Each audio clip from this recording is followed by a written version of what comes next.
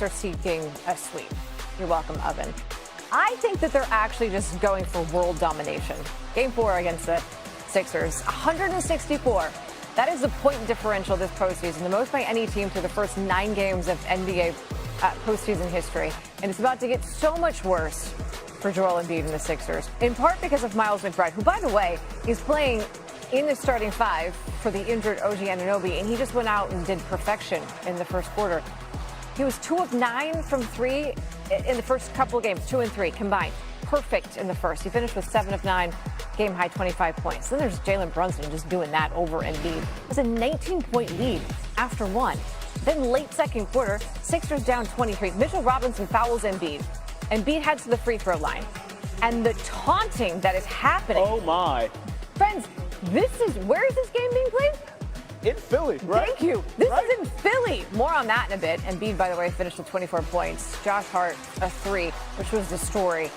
Because the Knicks had 18 three-pointers, tied for the most in any playoff half with the 2016 Cavs. They finished with 25, which, by the way, is record-tying. They scored 81 points in the first half. They led by 24. Karl Anthony Towns was like, this team is locked in. I don't even know if that's the best way to describe it. I mean, Brunson started that with the handles. The Knicks then got a steal, and then he just drills the wide-open 3. Nick Nurse was in disbelief, but I think everyone else was as well. The sweep is on. Knicks win 144-114, and the talk is, well, the fans. It's a really cool feeling. It's something I said that I will always think is one of the coolest things in the world when you hear Knicks fans in opposing arenas, and it's a really cool feeling. I can't lie. I got a lot of respect for you Knicks fans. I'm gonna applaud them too. Let's go Knicks. Great job. Yeah, it absolutely sucks, if I'm being honest. It just sucks, bro. It just sucks, man. Yeah, it just sucks. That's really all I can say about it, man. Like, it felt louder here for them than it did in the Garden. But we got to put a stop to it as a team, like, winning these games. That's what's going to make, our fans, like, louder than theirs or whatever. I don't know how to keep them out. I don't know the logistics of it. But, it does suck. I can't even lie. It definitely does suck. During one was they showed Joel Embiid and everyone started booing, and I was just like, this is. I thought we were back at the Garden for a second. Have you ever been on the road like that, where home fans show up and make that much noise in someone else's arena? You knew? No, I know. Were you in Philly 2 years ago? I was there. You were there? Given the circumstances and today, that's as loud as I think it was. Was it louder than then? I mean, our fans are the best. Yeah. They're. This is basically just a branch of MSG here. Yeah, I used to think Philly was a sports town. I don't know if it is anymore. God, the disrespect. Good Lord. From so many angles. The Knicks, though, are moving on to their second straight Eastern Conference Finals on the heels of their 7th straight win. It is their longest postseason win in franchise history, and that point differential is now plus 194 through 10 games, which is the best 10-game span for anyone ever in NBA postseason history. And then there are the Sixers. I feel like I still played as hard as I could. I fought hard. I tried to give us a better chance to win. Didn't happen. So I look at myself and I got to be better. Maybe I got to go to church more. So I don't have those type of things right before the playoffs. I don't know. Maybe I'm cursed. I don't know. Maybe Philadelphia's cursed. Yes, but that's a joke. But just gotta keep doing the right things over and over and hope that at some point it changes. We came into the season thinking that there was not much left. Based on the last 2 years, and now I'm sitting here, not even worrying about my knee. I thought I was done.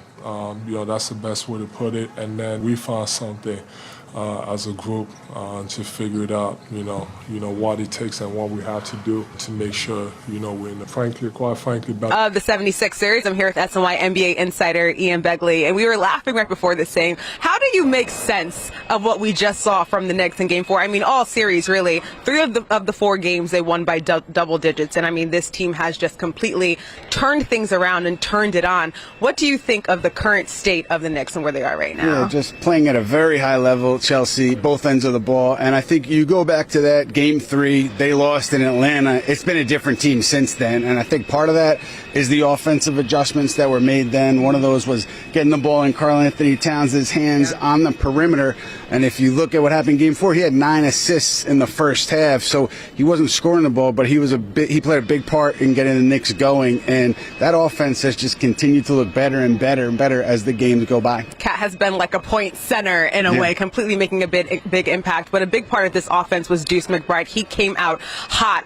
What did you see from Deuce that you like, especially from the perimeter? Yeah, he's always going to be confident, regardless of whether the ball's going in or not. And he was, I think, 2 for his last 9 coming into today from beyond the arc. And for him to get going like that early on was key, because if it went the other way, this crowd gets into it from the Sixers standpoint, and then it's a different story. So he took the crowd out of the game early on, and then it was a Knick crowd for the next for the rest of the game, quarters, really. Yeah, exactly. Deuce finished. He started out 4 for 4, finished 7 for 9 from 3. But Deuce, Landry Shamet, these guys really stepped up, especially given the fact that they don't have OG Anunoby out there.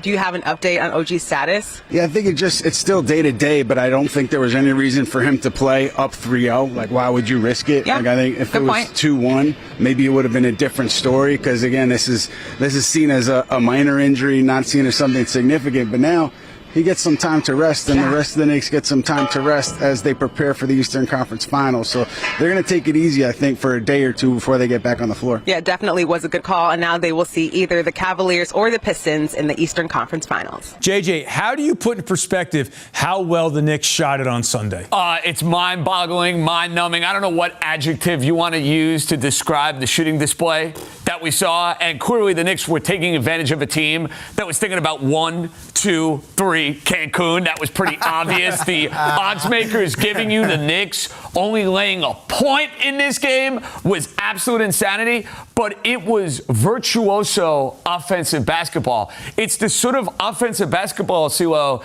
you would expect to see from like the Splash Brothers, like Steph Curry, Klay Thompson, when they added Kevin Durant into the fold, and it was just the Knicks moving the basketball at will, knocking down the open shot. Deuce McBride, it's amazing. It's a different guy every night. In Game 3, it's Landry Shamet. Deuce McBride in Game 4, it's like, hey, what about me? I'm going to go and put on a show. And it speaks to the difference in this Knicks team compared to where they were 2 years ago. Remember, they lost OG Anunoby 2 years ago, and they scuffled. They ended up losing that Indiana series.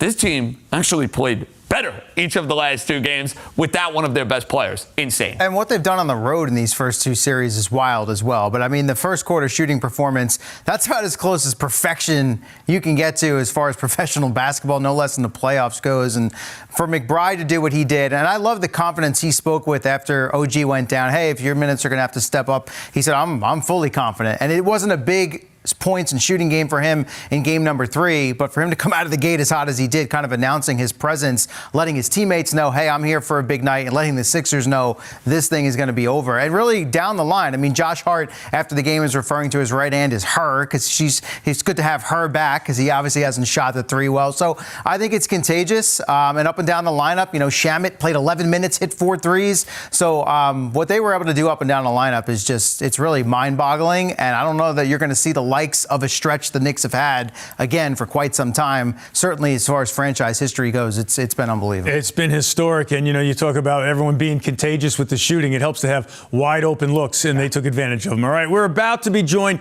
by a special guest, but first, let's go back to last week to revisit some predictions for this series.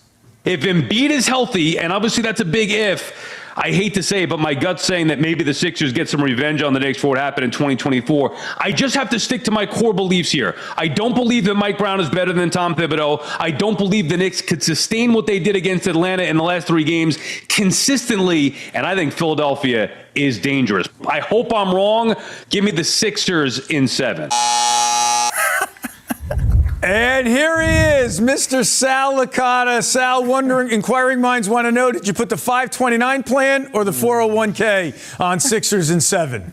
No, I was obviously not going to bet that. The thing to me that stands out is that this Knicks team proved me wrong in that I didn't believe that they could be consistent. I went based off of what we saw in the regular season. I thought maybe it was an aberration what we saw against Atlanta in the first round, specifically those last 3 games, and I thought the Sixers were a little bit better, so I was wrong on all those accounts. The Knicks are hungrier. They're certainly more talented than the Sixers. They were able to sustain that consistency, and the Sixers just never gave them anything. Tyrese Maxey had an awful series, so it was a domination from the Knicks from start to finish. That's what we should have seen, or we expected to see in the regular season, and now we've seen it for 7 straight postseason games. So I didn't think that they had that in them. I needed to see it to believe it, and now I don't know how you could watch this team and not fully believe in them after the last 7 performances. You know, good point about Maxey. Because of the ridiculous shooting and the blowouts, I don't think Mikal Bridges is getting enough credit for the job he did on him defensively. Now, Sal, you posted on Sunday that this is the best Knick basketball you've ever watched. Hard to argue with that.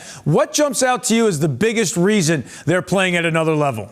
Well, I've said for a long time that I felt like this is the most talented Knicks team that I've ever seen in my life, but we needed to actually see them go out there and execute. And you could go over the list of things. Okay, well, is it mind-boggling to me that they hit all the threes? No, not when they have good shooters who are left wide open. How about the ball movement, the unselfish play that they play with? Karl Anthony Towns was looking to move the ball to a point where, like, nobody's around him. He's like, you know what? I might shoot the basketball, and then he knocks it down. So they play unselfishly. They have talent. They're extremely deep. They're hungry. They play with intensity both ends of the floor. That, to me, is a dangerous championship combination.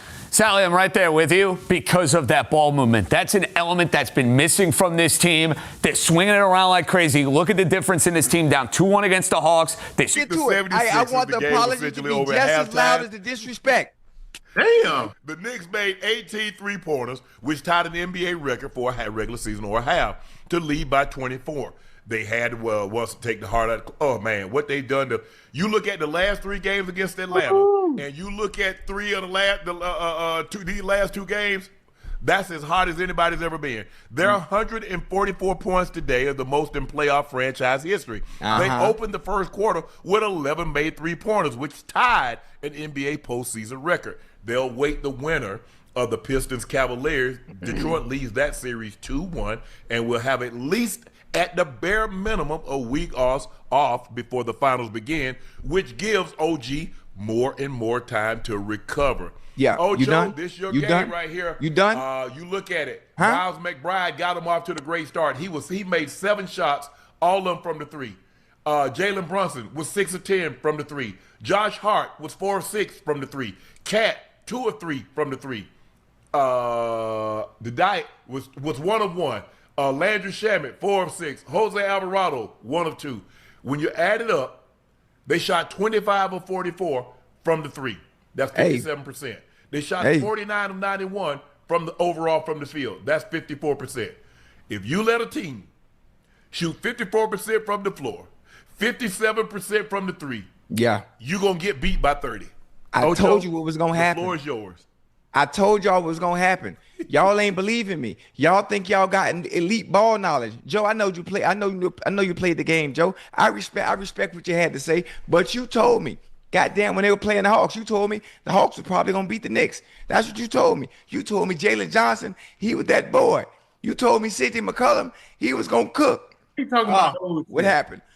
Let me finish. Hey, Unc, now I'm on you. You told me Embiid. You told me KAT was too goddamn small. KAT couldn't do nothing with Embiid down there, whether it was down in the block or KAT was gonna have to go down there to the goddamn 3. He gonna have to shoot threes. He gonna have to shoot the midi, but he won't be able to do nothing with Embiid down in the block. What did KAT show y'all all series long? Huh? I'm a 3-level scorer. What we talking about? I can do it all. They heard y'all 2 talking. They made 25 threes, Unc. 25 threes. Yeah. That's a postseason record. We talk about the Knicks. Huh? What we talk about? In the words of my dude, one of my favorite battle rappers, DNA, get Philly up out of here. Huh? Get Embiid up out of here. Get Maxey up out of here. Tell Paul George, You get up out of here too. Man, what you talking about? And that's no disrespect to the Philly fan, because you know in the football season, I'm all for you and I love you. Come on now, what we talking about? Yeah, Gilly, you know Gilly's sick right now though. Man, you know Gilly's sick. That's his team, Ocho. He ain't been happy with him. I told you I'd seen him over the weekend. Gilly ain't been happy. He ain't been happy about that. I know he pissed off about this. Yeah. Look, I mean, Joe? You make 11 threes in the first quarter. You make 18 and a half. You not losing. Bro, they were hitting on. I ain't gonna lie, Ocho. I give the Knicks credit, bro. I ain't no hater. You know, I get credit when credit is due. Them boys still hot from the series against the Yeah. Still hot. You hear me? Listen, I done forgot OG got hurt. I ain't gonna even lie to y'all. I forgot he wasn't even damn playing. He been the hottest player on their damn team. Man, look, riding his shoe like he Ray Allen. I'm like, hold on, bro. I'm talking about they wasn't missing, bro. I'm talking about all cylinders. It's like everything they threw up, bro, was going in. They winning the hustle. I'm talking about, man, listen, they did a number on them boys. Ooh, I told you what's gonna happen, Joe. Y'all didn't want to listen to me. Ocho, I was wrong, brother. All right. Hey, you know what? You a man of your word, Joe. You a man of your word, except paying me my money. But I'm gonna let that slide because you apologizing for being wrong. Talk about the 76ers was gonna beat. And you need to apologize too. Talk about Eskimo gonna stop big body Brunson. Boy, you see, man, Brunson, man, sweet. I ain't even got no broom. I wish I had a broom. Hey, the question is, where do Philly go from here, bro? Like real talk. Dude, I can tell you where they go. Where? Cancun. Yeah. Yeah, man. I'm talking about they got some decisions to make. Straight up. They do. I don't believe, as currently constructed, I don't see how they get out the second round. Because you know the likelihood, 82-game season. What is the likelihood? The man has played 68 games, at least 68 games once. Remember, Ocho, he missed his first 2 years, if I'm not mistaken. Yes, sir. So let that sink in. He's been in the league 10 years. He's played at least 68 games once in his entire NBA career. So he's going to put it, and it's hard because I don't know when I can count on him, Joe. Man, it's tough. He might miss 2 weeks. Hey, Maxey, Paul George, etch him down a great rhythm. Then he comes back. They can't play that same way when he's on the court. You just can't. Yeah. You can't, bro. You can't. Like, I'm looking at it, I ain't gonna lie. I'm thinking, I know he went 8 for 8, and they basically couldn't stop him, but the game is so much, it's so much at a slower pace. Very slow. It's so stale out there. It's so stale out there, fellas. You know what I mean? Like, the guys can't, you cannot. These rhythm guys, Edgecombe, Maxey, Paul George, Oubre, he can kind of, dib and dab and do his thing. But for the most part, these rhythm guys, your scores, they just throwing it down there, cutting, playing off Embiid. It's like, damn, bro, we down 20 damn points. Why we still running it? Why we running a set? We need to get shots up. Yeah, we need to be big their ass down here on the court. Yeah, but they have to walk the ball up so goddamn much. Okay, Ocho, you can't. I'm like, man, they got to figure it out, bro. They got to figure it out. They got to make some changes, straight up. Bro. Hey, Uncle Joe. Hey, go ahead. Embiid starts. It starts next year. I think maybe it's starting at 57 million. I think maybe something like that. 4 years. A 3 year.